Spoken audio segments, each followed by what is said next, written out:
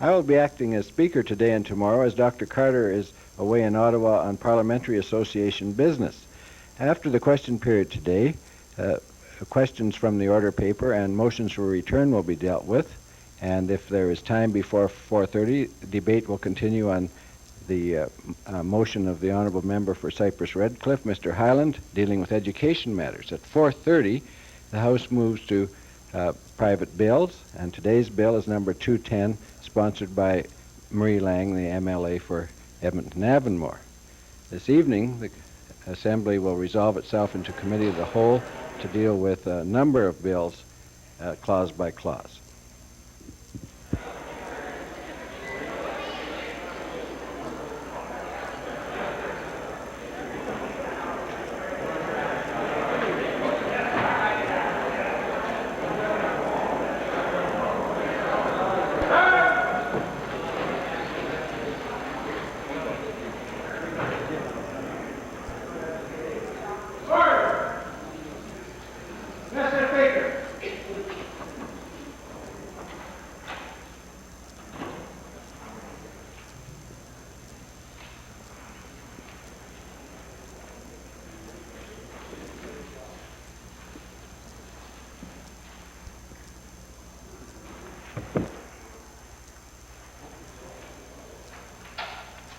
Let us pray. O Lord, we give thanks for the bounty of our province, our land, our resources, and our people. We pledge ourselves to act as good stewards on behalf of all Albertans. Amen.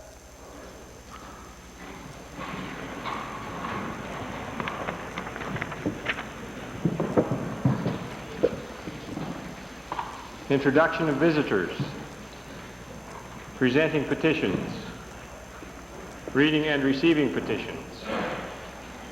Presenting reports by standing and special committees. Notices of motions.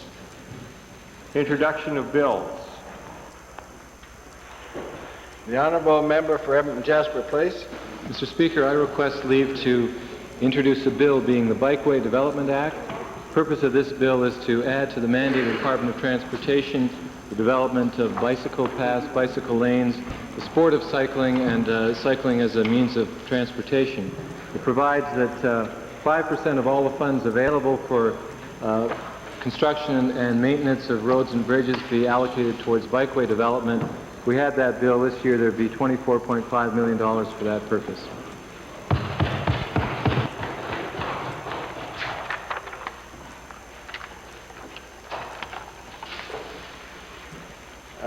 Bill numbers.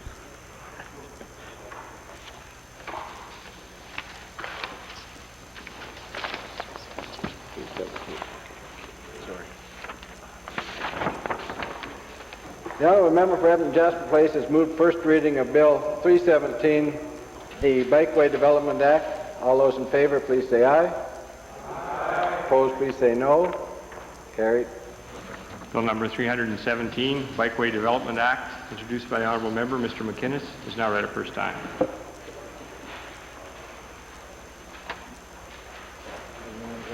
The Honourable Member for Calgary-Fish Creek. Thank you, Mr. Speaker. I request leave to introduce private bill, Bill PR8, the Jennifer Leanne Eichmann Adoption Act. The Honourable Member for Calgary-Fish Creek has introduced Bill PR8, the Jennifer Leanne Eichmann Adoption Act. All those in favour, please say aye. Aye. Opposed, please say no. Carried. Bill number PR8, Jennifer Leanne Eichmann Adoption Act, introduced by the Honourable Member, Mr. Payne, is now read a first time. Tabling returns and reports. The Honourable Minister of Agriculture. Mr. Speaker, I'm tabling today the required number of copies of the 1988-1990 annual report of the Alberta Agricultural Products Marketing Council. The Honourable Member for Edmonton Glengarry. Thank you, Mr. Speaker. Mr. Speaker, I beg leave to file an analysis of the government brochure Facts on Seniors Programs, which was done by the Society for the Retired and Semi-Retired. Thank you. The Honourable Minister of Education. Mr. Speaker, I rise to file with the Assembly response to written question number 375. Oh, that's pretty quick. Introduction of special guests. The Honorable Minister of Family and Social Services. Thank you, Mr. Speaker. It gives me a great deal of pleasure to welcome a group of seniors who have, I think, for the 7th consecutive year, joined with us for a tea in the legislature. They represent the Alberta Council on Aging, Society for Retired and Semi-Retired, Alberta Public Retired Teachers Association, and others. I believe there is even someone here from the Kirby Centre.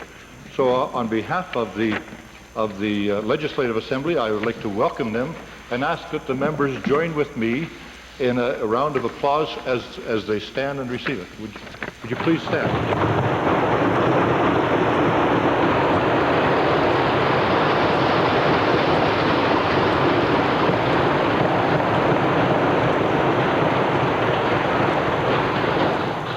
The Honourable Member for Calgary Foothills. Thank you, Mr. Speaker. It is my pleasure today, on behalf of my colleague, the Honourable Rick Orman, Member for Calgary Montrose and the Minister of Energy, to introduce to you and through you to members of the Assembly a school from Calgary, the Pine Ridge Community School. We have today 61 very bright students from the school, and they are accompanied by their teachers, Dawn Winchester and Joan McTavish, and 3 parents, Detective Sergeant Pollock, Mrs. Field, and Mrs. McNabb. I would ask them to stand and receive the traditional warm welcome of the Assembly.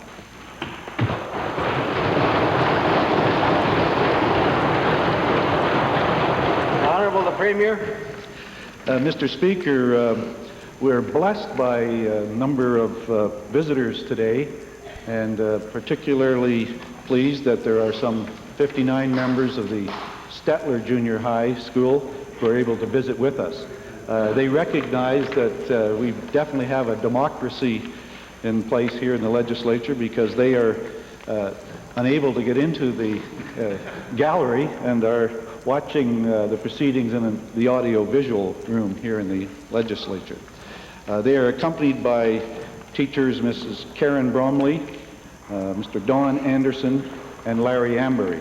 And I know they are watching in the audio-visual room, and I would ask members to welcome them warmly from that position. The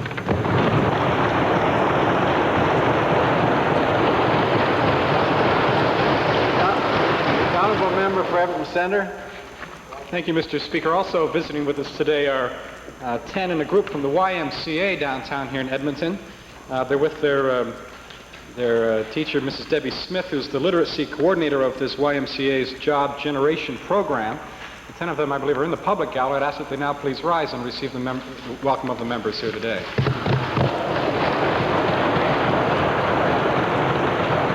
The Honourable Minister of Federal and Intergovernmental Affairs. Mr. Speaker, I'm pleased to introduce to you 10 Medicine Hatters who are here from the Medicine Hat Christian School. Their teacher, Rennie Bartel, is accompanying the group, and I'm pleased that they have come so far to observe the Assembly in session and to visit with us. And I would ask that they, in the public gallery, rise and receive a warm welcome from the members of the Assembly.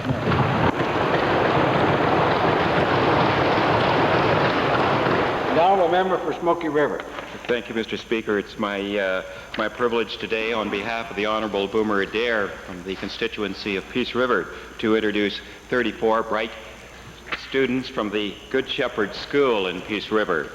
They're accompanied by their teachers, Roger Ostrowski and Claire Gerard, and parents Chris McLeod, Melanie Barr, Diane Desjardins, Annette Roy, Larry Tutt, and David Porterfield, and Maureen Boyce. I'd ask them to rise. They're seated in the public gallery. I'd ask them to rise and receive the recognition of the House.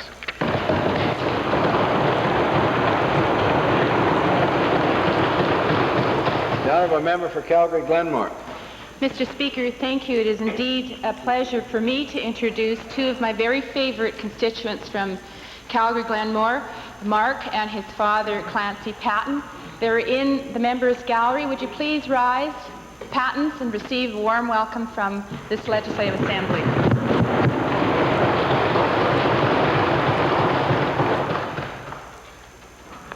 Ministerial statements.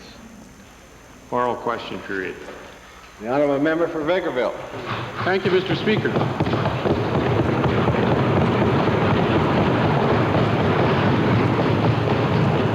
They're outdoor knocking in Stettler. Mr. Speaker, there's no denying,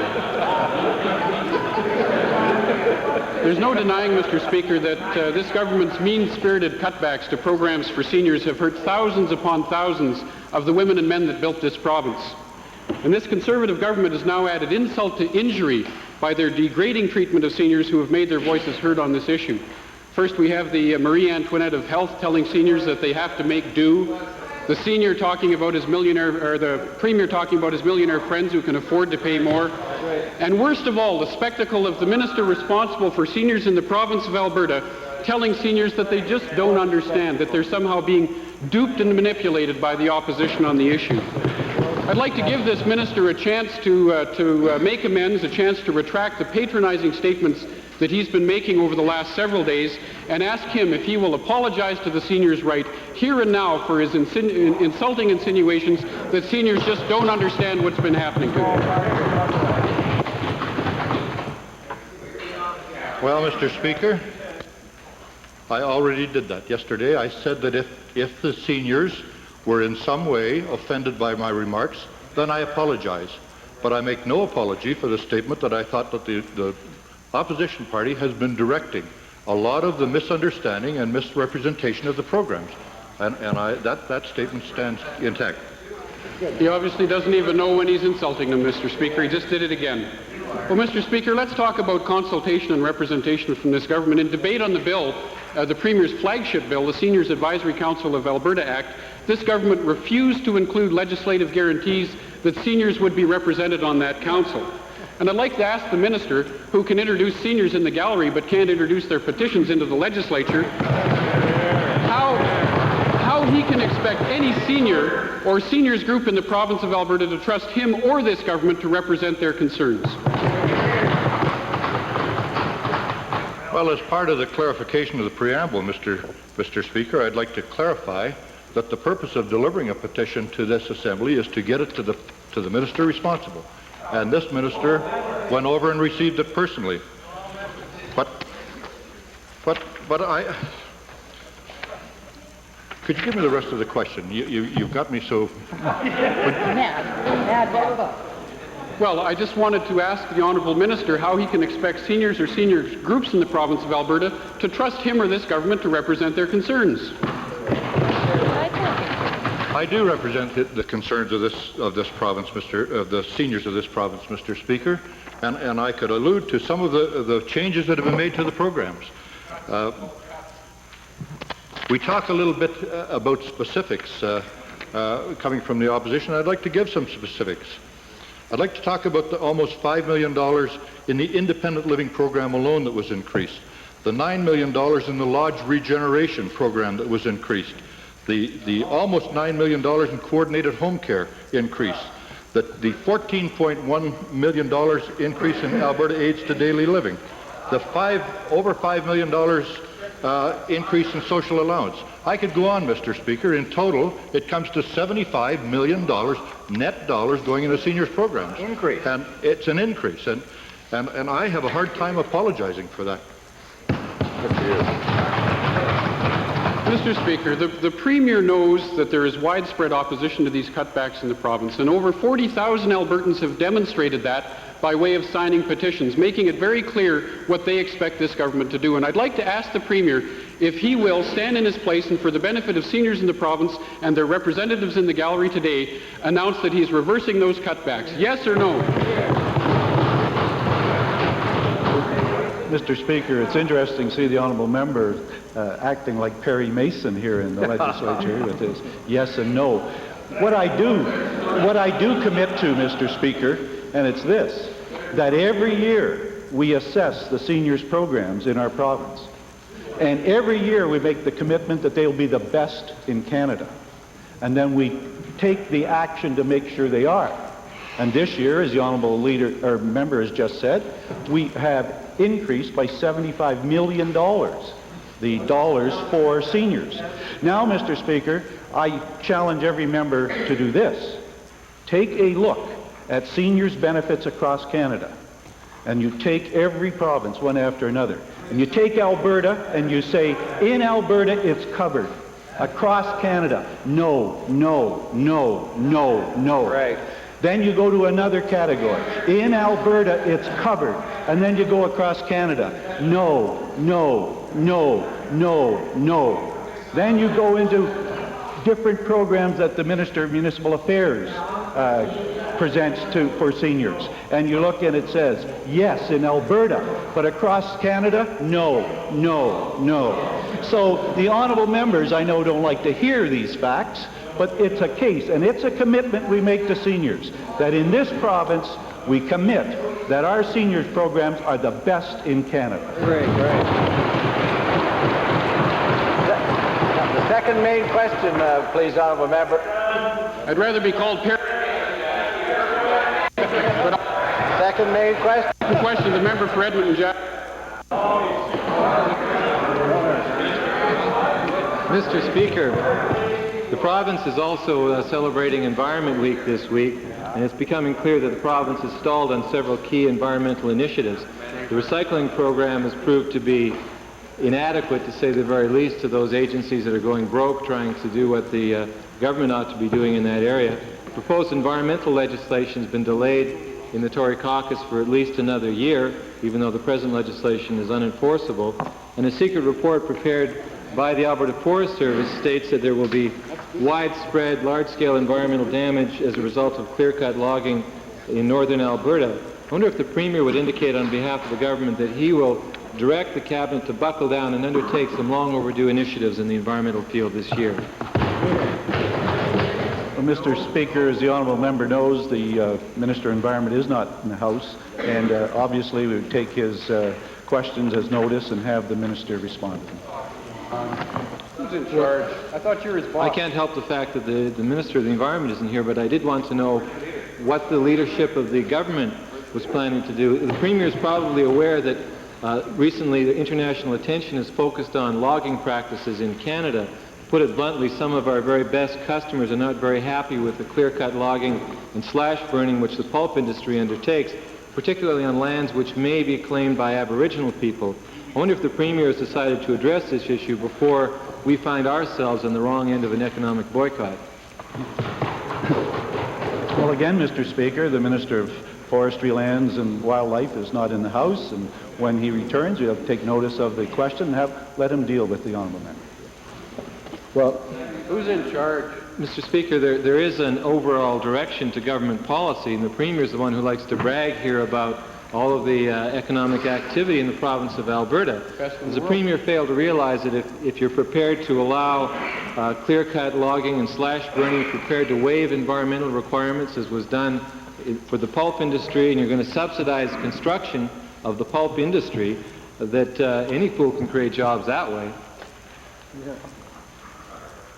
Premier? Mr. Speaker, very confused mind by the honourable member in trying to get a question out. I think. Couldn't even put a question mark on it. What I think he should be paying attention to is that in this province, the only province in Canada, we have growth going on. We have the strongest economy in Canada. We have more people working than ever before in the history of our province, and it's because of the government's policies. We also have the best environmental standards and laws in Canada. And therefore, Mr. Speaker, if the honourable member is caught up with what's happening in Europe or somewhere else, that's too bad. But in Canada, what we have is the best environmental standards here in Alberta, and we have the best economy in Alberta. We're able to have a balanced budget. We have the lowest taxes in Canada, and it's because of the government's policies. I would think the honourable member would stop watching socialist governments in Europe come apart and start looking at the kind of thing that's happening here, where we have strong, healthy, growing province. That's right. Edmund Glengarry on behalf of the Liberal Party. Thank you, Mr. Speaker. My questions are to the Minister responsible for seniors. Mr. Speaker, yesterday the Minister received a petition signed by 16,000 Alberta seniors asking for rollbacks on these drastic cuts to seniors. The Minister was also present at a meeting where attacks were levied against the government for the distortion that the government, in fact, is involved in. Now, an analysis was done by the seniors, the Society for Retired and Semi-Retired, on these cutbacks. The minister has heard about this analysis. My question to the minister is this. We know that the minister is trying to deflect the heat on him and the government by saying the opposition is causing this difficulty for the government. But will the minister tell us today, are the 16,000 people that signed this petition, and are the people that made up this analysis all wrong, and are they distorting the facts and the truth?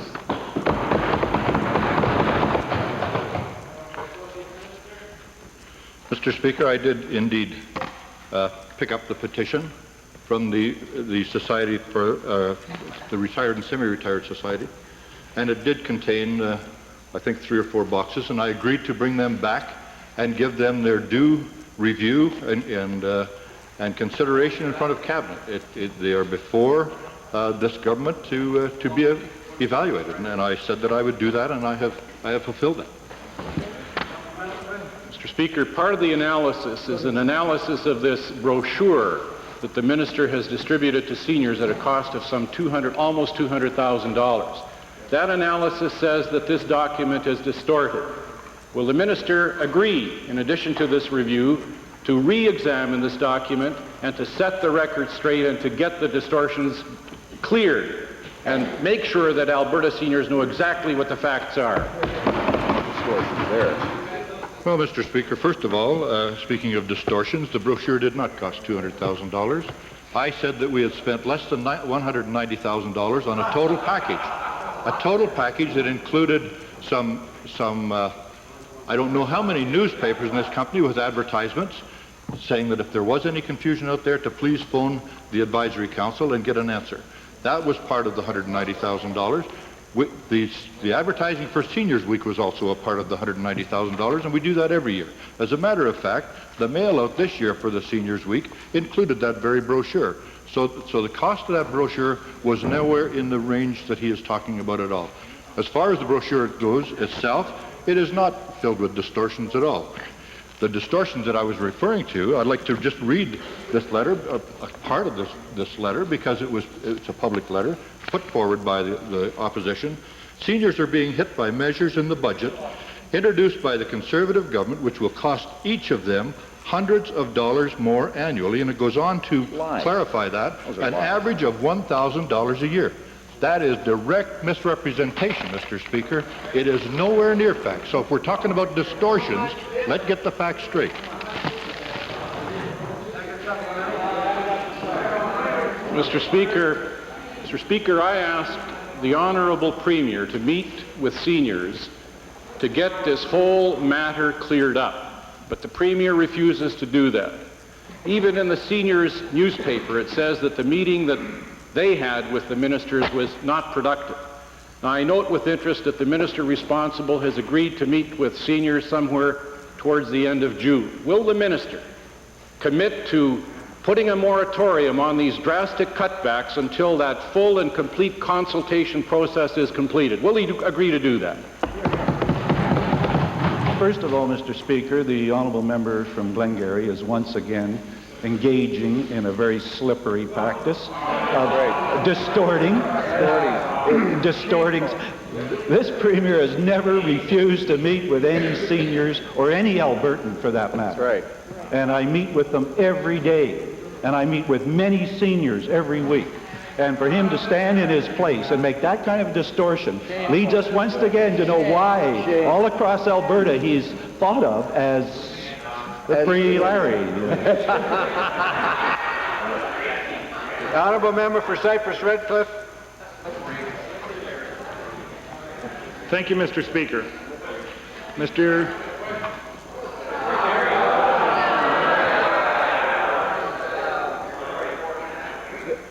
The honourable member for Cypress Redcliffe. Thank you, Mr. Speaker. Mr. Speaker, my question is to the Premier. Mr. Speaker, it has been one of the main activities of this government, and this government has led provinces in Canada in drawing international investment and international trade opportunities in this province. and encouraging businesses to go along with them to introduce trade with this province and other countries in the world. And I wonder if, and this has been accomplished through various ministers' trips throughout Canada, the United States, and other parts of the world. I wonder if the Premier can share with the Assembly his plans and thoughts about how he would lead international trade in such things as missions, etc., over the next short while. Mr. Speaker, for some time now I have felt the need to increase our profile with investors and people in the United Kingdom and Europe. Now, I wanted to do that last year, but unfortunately my illness and then convalescence created scheduling difficulties that prevented me from doing it. We have, though, Mr. Speaker, been able to put in place a mission now, working with our agent generals, very capable agent generals in Europe and in the United Kingdom and in the United States. We have been able to put in place an opportunity for me to travel and meet with investors, heads of governments, various people in Europe and in the United States. I want to impress upon these people the opportunities, the advantages to invest in Alberta. If you look across Canada right now, I think it's fair to say that with our free enterprise traditions in this province, with a very strong economy, lowest taxes in Canada, the abundance of resources, that Alberta is certainly the place to invest in Canada. And I want to be able to stress to people in Europe, in the United States, about the advantages of coming here.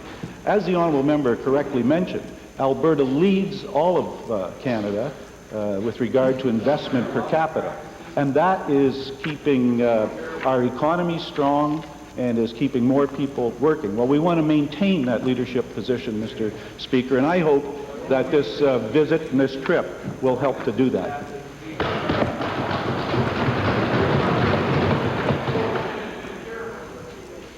Mr. Speaker, my supplementary again to the Premier. I wonder if the Premier, as Chairman of Agriculture and Rural Development Committee of Cabinet, can assure the Assembly that one of the issues that will be discussed will be, with any officials he may meet, will be some sort of stabilization in the trade relations, especially relating to agriculture and agricultural products. Yes, Mr. Speaker, I'm hoping that in the course of my trip that I will be able to be in discussions regarding improvements in relationships with GATT, hoping that there are agricultural reforms in the European Economic Community that will allow our farmers and ranchers to compete on a level playing field. And I know that if they have that opportunity, they can compete and actually beat anybody in the world. And so I will be looking for opportunities to press for agricultural reforms and removal of subsidies in the European Economic Community. We hope that would also lead to the reduction of subsidies in the United States and therefore allow our farmers and ranchers to be able to produce and sell their products on a level playing field.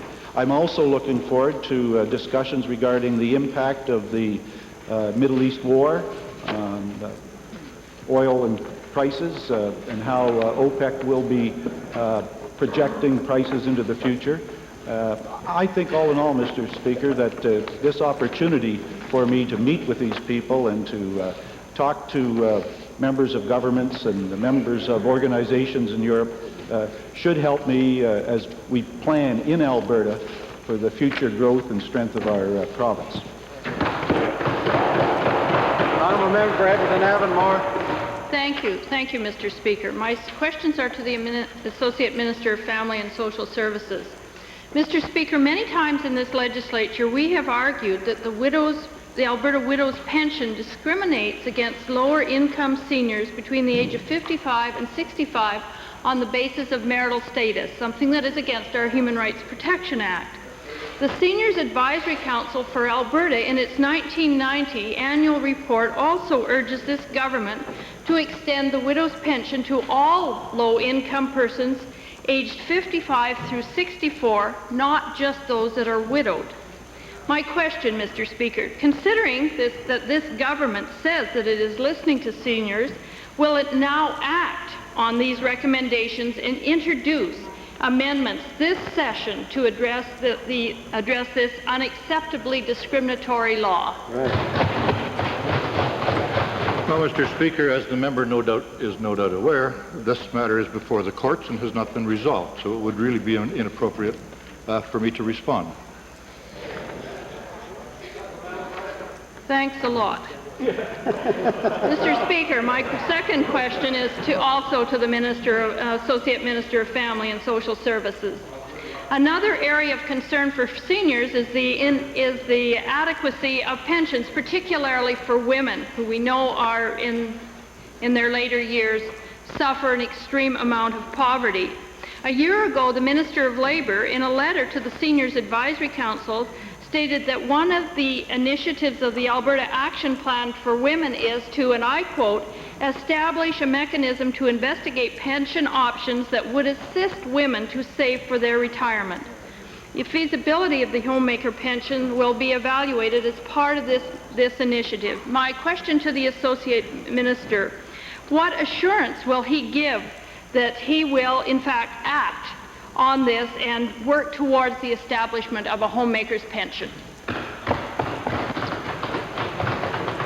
Well, Mr. Speaker, this is a question that's been coming around for quite some time, and I don't deny it's got merit. I do believe that we're in an age when women are contributing more and more actively in the workforce, and I'm sure that that's why the consideration was being given by the Minister of Labour. I think it's got some merit. It's going to take an awful lot of discussion, but it's going to I can't see it happening tomorrow by any stretch of the imagination. I do believe that women becoming more active in the workforce are looking for more individualized pensions, and even those that are staying at home raising a family. But I don't have any legislation in the immediate future on that. The honourable member for Calgary-McKnight. Thank you, Mr. Speaker. Mr. Speaker, the Minister of Education is advocating the idea of year-round schooling at the post-secondary level to deal with the backlog of thousands of qualified students who desire an advanced education. I know that many of Alberta's post-secondary institutions are looking into the idea, yet they inform me that they cannot afford the money because they don't have sufficient operating grants from the province. To the Minister of Advanced Education, will the Minister provide money to post-secondary institutions to permit them to operate at full capacity year-round?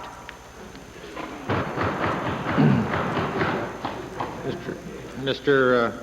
Speaker, as members may be well aware, if one looks at the post-secondary system in Alberta relative to other jurisdictions, we find, for example, British Columbia, with 3.1 million people, has some 4,000 less university students in Alberta, so advanced education is obviously not only popular but very important to Alberta. We provide amongst the highest per capita grants in Canada for operating, Mr. Speaker. I've yet to receive any formal proposals from the post-secondary system to go to a trimester or some other system, and until I do, I don't think I'd be prepared to make any comment. Thank you, Mr. Speaker. It is evident from the Education Minister's lack of knowledge about the grade 12 returnees that there's very little consultation or cooperation between the two departments. To the Minister of Advanced Education again, given that millions of dollars are spent offering high school courses to repeating grade 12 graduates who can't get a university equivalent program, will the Minister work with the Education Minister to stop this incredible waste of money and resources, as well as time, which is caused mostly by a lack of consultation and cooperation? Perhaps we should have only one minister. Mr. Speaker, I am not all that confident the honourable member for Calgary-McKnight knows whereof she is speaking. I spend a great deal of time with my colleague, the Minister of Advanced Education, the Minister of Education. Mr. Speaker, I would hope, Mr. Speaker, that people recognize the changes in our society today. We're finding university students in traditional four-year courses are taking 5 years. Some are in high school because they choose to have part-time work and so on. This I understand, and I fully understand the reality of that, where students in Alberta are choosing different lifestyles. I don't believe it's incumbent upon the government, Mr. Speaker, to impose its view on the self-governed boards of governors of our institutions that set these admission standards. I'm committed and will continue to be committed to do all I can to see that any motivated and qualified Albertan has the opportunity of accessing our post-secondary system. The Honourable Member for Red Deer North. Thank you, Mr. Speaker. My question is to the Attorney General. When the Select Committee on Electoral Boundaries was consulting the views of Albertans on the question of equality of voting power, some people were suggesting that we depart from the Canadian experience and follow more closely the American model of representation, while a larger number of Albertans suggested to the committee that we follow the Canadian history of maintaining a fair and equitable balance of voting power by allowing some variation where justified, since in Canada we don't have the luxury of the balance of an elected Senate as they do in each of the states in the United States. I wonder if the Attorney General can tell us, in light of the Supreme Court decision today on the Saskatchewan boundary question, which appears to uphold the Canadian experience and to subsequently uphold the direction of the Alberta Select Committee on Electoral Boundaries, will the government of Alberta now be withdrawing its own request to the Alberta Court of Appeals in relation to this question? Good question. Mr. Speaker, the short answer is no, but to put it in context, when the Electoral Boundaries Commission Act was passed by the Assembly, there was a commitment to have that act referred to our Court of Appeal to find if it was good legislation on all fours. The Supreme Court has enunciated principles which we think are four square with our act. However, because those principles came from evidence that is a little different than our act, I think it behooves us to continue on with our reference and get our Court of Appeal to pass judgment. Mr. Speaker, it's my understanding that some Alberta municipalities, City of Edmonton being one, invested, albeit unsuccessfully, in this Supreme Court challenge. And I wonder if the Minister can advise whether there's any type of provincial contingency fund from which the City of Edmonton could apply to, or will they have to bear their legal costs on their own? Mr. Speaker, I'm not aware of any fund that pays for the municipality representations, but I don't think the municipalities should feel that citizens within a particular urban or rural area were unjustly treated now with the Supreme Court judgment. I think Justice McLaughlin's statement saying that equality is the nub, but absolute equality is not possible, and what really matters is to have effective representation. And I think that applies just as well for urban municipalities as rural. Thank you. The Honourable Member for Edmonton Calder. Thank you, Mr. Speaker. Mr. Speaker, my questions are to the Premier. Unlike Conservative governments, Albertans young and old cherish and support the principle of universality of health care and social programs. All seniors remember that in 1985, Brian Mulrooney's Conservatives tried to de-index seniors' pensions. And now Albertans are quite aware that this government is cutting back on benefits which directly relate to the healthy well-being and independence of seniors. Mr. Speaker, this government says it has not enough money, so it's asking some seniors to give up oxygen so that others can have power wheelchairs. And I would ask the Premier to explain how his government can find millions of dollars to bail out failing companies, but it can't find money to maintain the universality of basic and necessary programs for seniors. Well, Mr. Speaker, I guess the applause is for reading the question correctly. That's all it could be. Mr. Speaker, the honourable member is incorrect.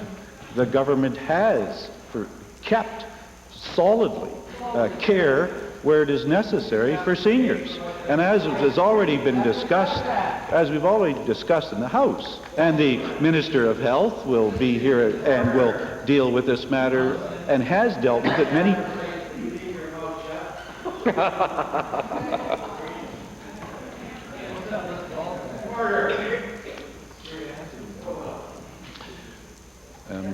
Please, can you keep... Are you looking for a trip? Not keep order. Honorable Premier?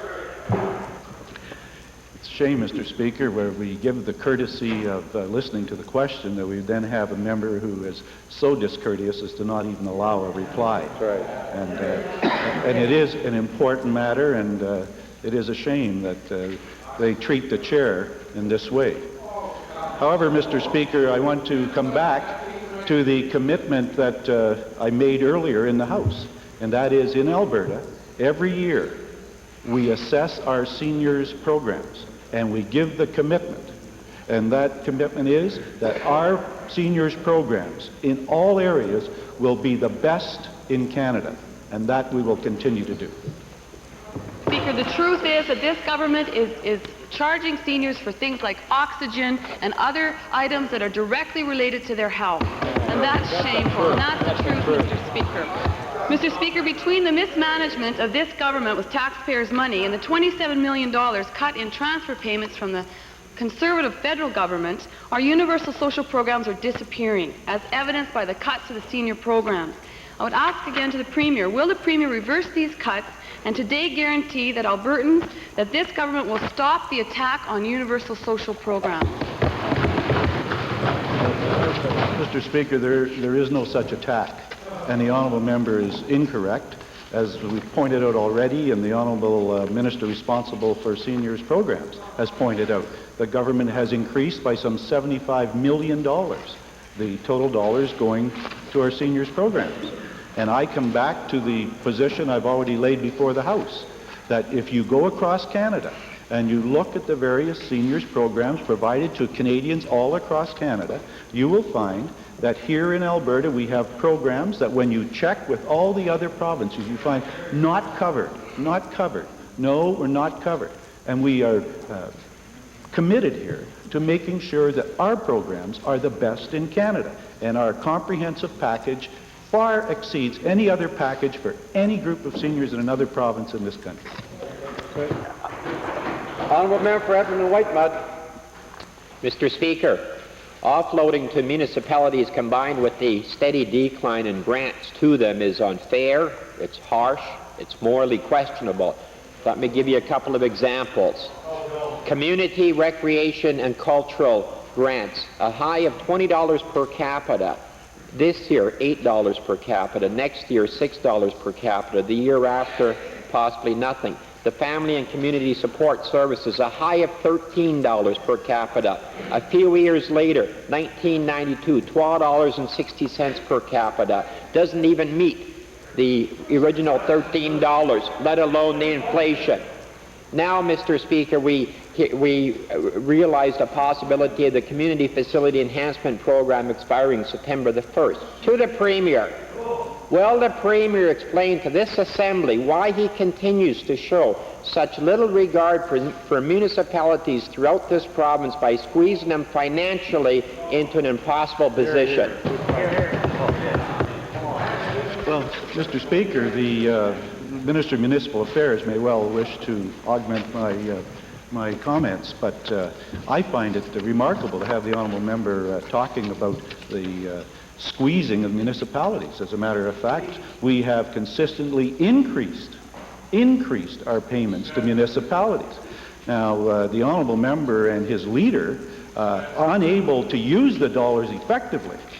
Because we know that when they were with the city of Edmonton, we had the disgraceful fact that the city has been left with discharging raw sewage into the river because they weren't capable of managing the dollars correctly. Right. We know that they poisoned the attitudes of the communities around Edmonton, unable to work out just providing the simple basics of a dump for the future of the city. Right. Now that's what they do with the dollars. I mean, we can hardly be responsible for that kind of mismanagement by those two. That's right. Mr. Speaker, I got the facts right here. I'm prepared to table the comparisons.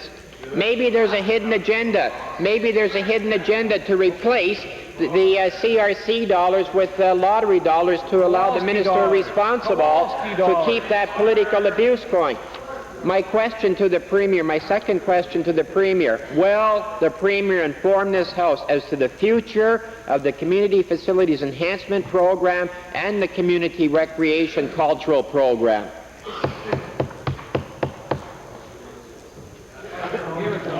Chairman, Mr. Speaker, what's really interesting is a few days ago the member from Whitemud put out a rather thick document, an evaluation of the Community Facilities Enhancement Program. Remember, Mr. Speaker, how they ridiculed it? They've just downplayed it. Well, Mr. Speaker, it is so filled with error that it's absolutely incredible. And unfortunately, no one's asked me the question until today about the Community Facilities Enhancement Program. Tell them, Ken. So I've done an analysis, Mr. Go ahead, Speaker. Ken. You look, I guess, at the area that you're most familiar with, and I looked at the constituency of Barhead.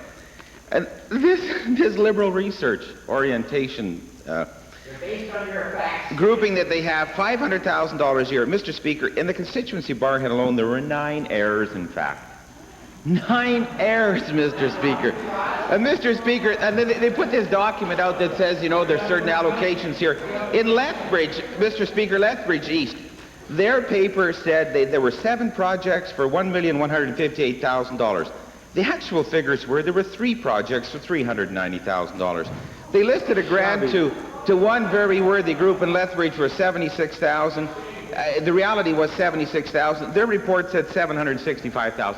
Mr. Speaker, there's no accuracy with what they say, and the reality is they continue to raise these inaccurate comments and make these inaccurate comments in the question period, and it's impossible, Mr. Speaker, to respond to a question that is based on inaccuracy, on inaccurate information. And that's the tragedy of dealing with Liberals in Alberta today, Mr. Speaker.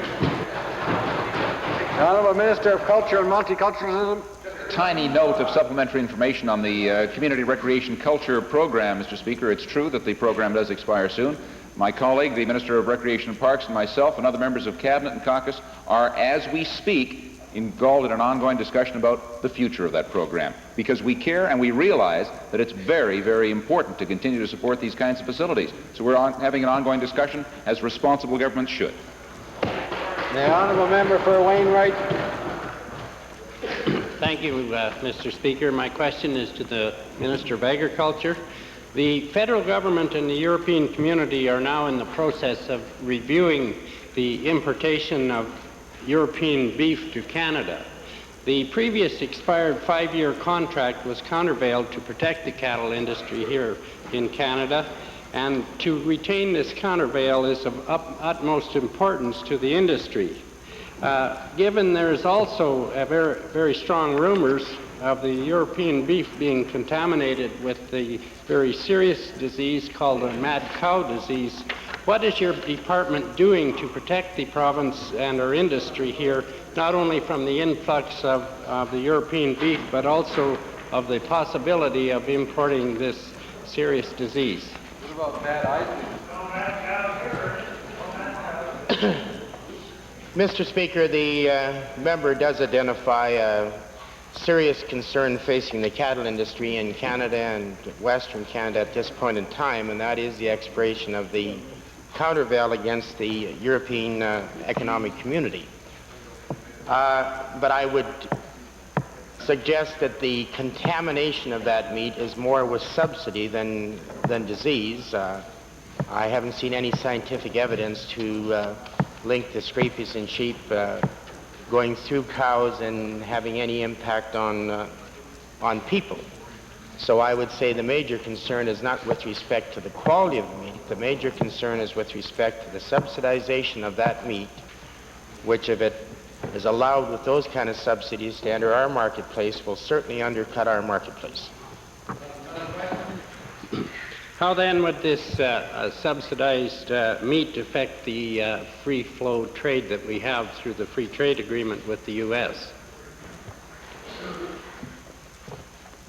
keep in mind that the U.S. trade laws are much stronger than Canadians' trade laws, and once they countervail, that countervail remains until such time as you can prove it should be removed.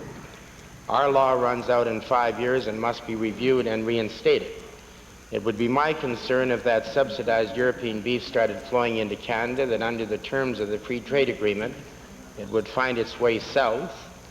The USA, in reacting to it, would then probably impose the same countervail against Canada as they do against the European common community, and that would be disastrous. And that's the reason why we're pressuring the feds with every vehicle that we can encourage to complete that review and reinstate that countervail. That push is being joined by the Canadian Cattle Commission, the Alberta Cattle Commission, and the Canadian Meat Council. Member for Evans Strathcona. Thank you, Mr. Speaker. Mr. Speaker, the Minister of Consumer and Corporate Affairs yesterday acknowledged that he had indeed received complaints and notice about deceptive sales practices of National Safety Associates as early as 1989.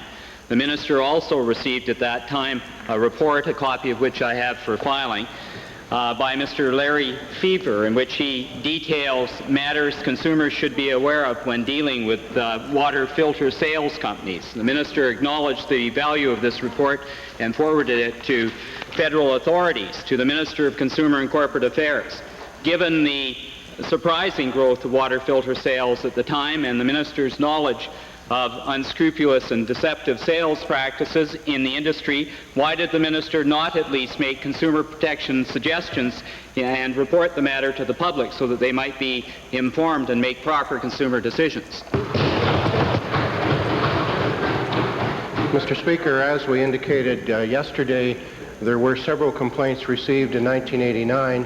Each of those were resolved to the satisfaction of the parties involved, in other words, those who complained and the company that we were dealing with.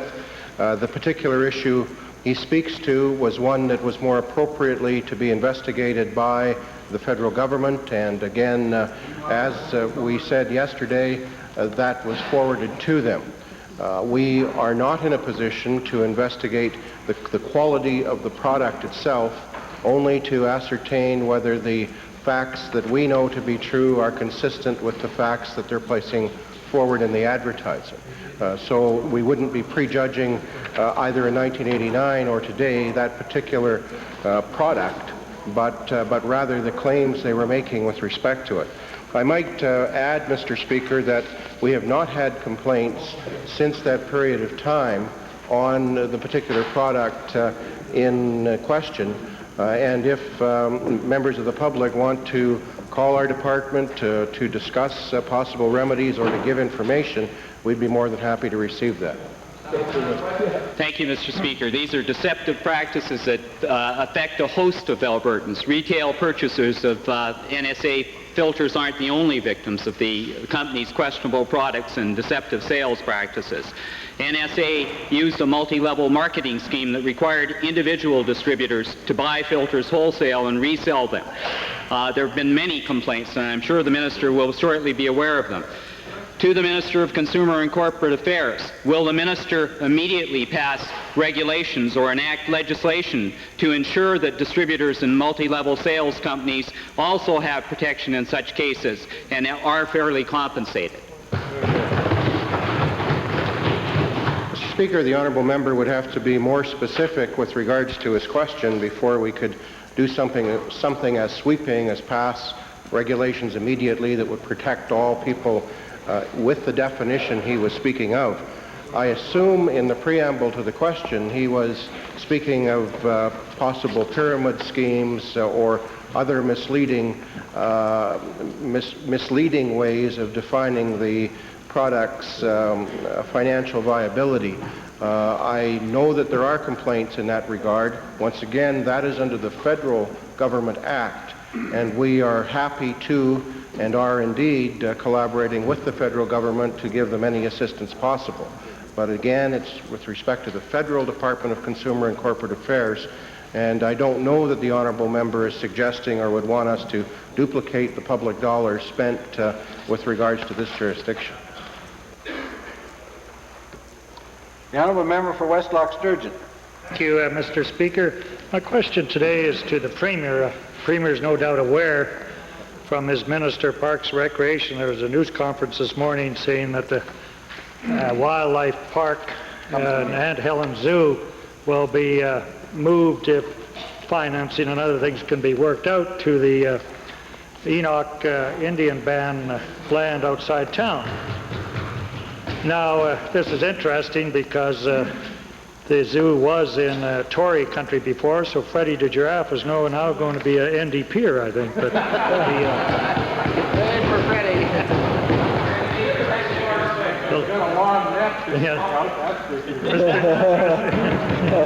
Mr. Speaker, though, the question, though, is to the Premier, and he has met with Aunt Helen Ridgway, as he well knows that Helen Ridgway put in her life savings over $100,000 into the wildlife park.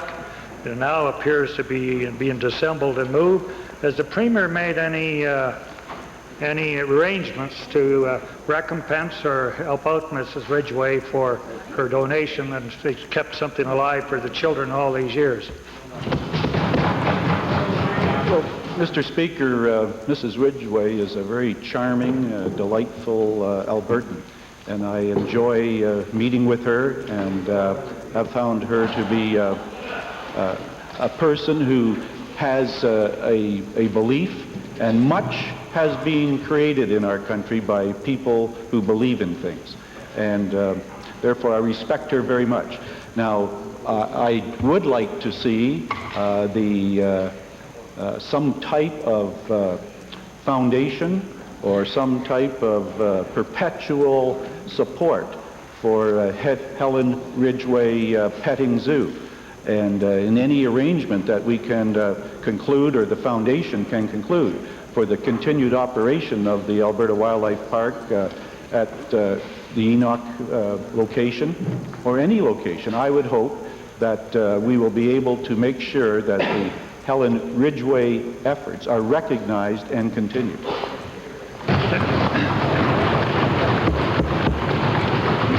Thank you, Mr. Speaker. Those are good words, and I hope that the Premier will live up to them. There is a possibility, Mr. Speaker, that the Enoch ban, because federal funds are involved in regulatory processes changed around, will not go ahead. Would the Premier then give his assurance that there will be no more dilly-dallying, and that if the Enoch ban doesn't go ahead, that Helen can continue with her dream in the park where it's at? Mr. Speaker, the honourable member is raising a hypothetical situation. I wouldn't want to speculate on something that might or might not happen. What I would like to see, though, is the Alberta Wildlife Park continue, hopefully as is currently being suggested. And what I would also like to see is it opened as soon as possible.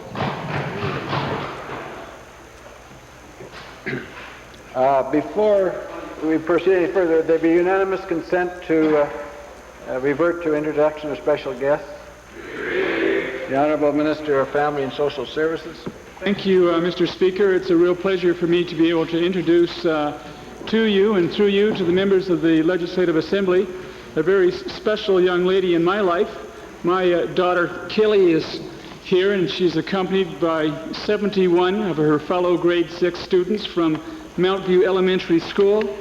They in turn, Mr. Speaker, are accompanied by teachers Mr. Louis Pelchet, Mr. Desart Auguste, Mr. Greg Atkinson, Mr. Frank Dallaire, and by parents Mrs. Marianne Brown, Mrs. Val Sandel, and Mrs. Audrey Oram. They are seated in the members and public gallery, Mr. Speaker, and I would ask that they rise and receive the warm welcome of this assembly.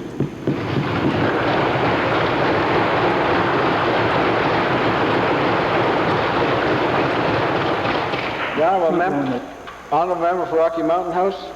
Mr. Speaker, it gives me a great deal of pleasure to introduce to you and to other members of the Assembly some 49 students from the school in Caroline, the home of the 3-time winner of the Men's World Figure Skating Championship, Kurt Browning. They're accompanied by their teachers, Mike Levitt, Karen King, along with the teacher aide, Valerie McClown, and parents, Brenda Edwards, Wanda Pengali, Velda McQuiston, Betty Bugby, Leslie Delta, Shirley Morrell, and Dave Weaver. They're seated in the public gallery, and I would ask them to rise while the members give them the traditional warm welcome.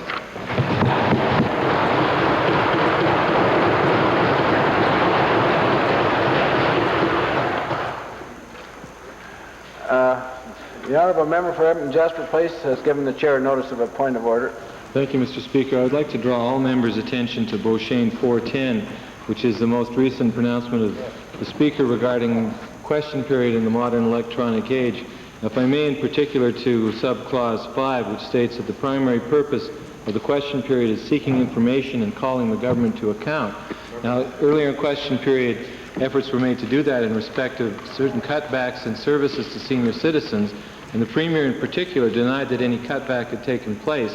It was at that point that I attempted to draw the Premier to order, because I really think that you can't deny the experience of seniors who have to pay for what they didn't have to pay before. Honourable Member, the reason the Chair interrupted our member, the Chair has a duty to provide or to promote decorum in the chamber, particularly since the introduction of television, because television tends to distort some things, and the perception of heckling during question period is not good to anybody who observes the proceedings. It also wastes time, and honourable members want time is scarce in question period, and as the honourable member knows, Beauchesne also says that no matter how many times a question is asked, there's no way in the world of forcing an answer that is satisfactory to the questioner. Orders of the day.